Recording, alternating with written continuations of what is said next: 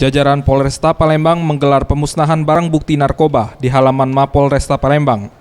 Barang bukti yang dimusnahkan tersebut terdiri dari 90 butir pil ekstasi berwarna pink, obat-obatan ilegal sebanyak 10 dus, serta bahan kosmetik ilegal sebanyak 754 kotak hasil sitaan Ditres Narkoba Polda Sumsel, serta sabu-sabu seberat 267,3 gram dan pil ekstasi sebanyak 51,5 butir hasil sitaan Ditpol Air Polda Sumsel. Kapolda Sumsel, Irjen Pol Iza Padri, mengatakan, sejauh ini Polda beserta BNN Sumsel terus berupaya melakukan sosialisasi terhadap bahaya narkoba di tengah masyarakat dengan melibatkan sejumlah tokoh masyarakat. Hal ini sejalan dengan program pemerintah Indonesia harus bebas narkoba.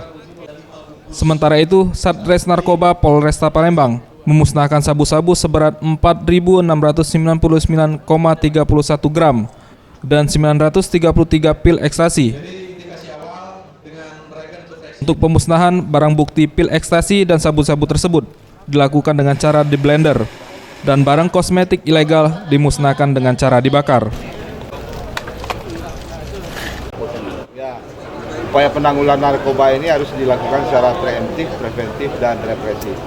Preemptif itu kita melakukan upaya pencegahan yang sifatnya kita melakukan sosialisasi. Yang juga sekarang dilaksanakan oleh BNN untuk sosialisasi menghindari ada keterlibatan keluarga dalam narkoba. Kita ini kan apakah ke keluarga, tokoh masyarakat, tokoh agama. Kemudian yang kedua, kita melakukan langkah-langkah preventif, yaitu dengan sering melakukan razia-razia. Yang ketiga, kita melakukan penegakan hukum, kita mengejar pelaku-pelaku yang apakah itu bandar maupun pengedar. Ya, kita kategorikan rawan narkoba dan sesuai juga dengan tekad pemerintah untuk menjadikan Indonesia bebas narkoba tahun 2017, ini kita lakukan langkah-langkah yang signifikan. Parel Dwi Satria, Septiaun Rizky, Sriwijaya TV.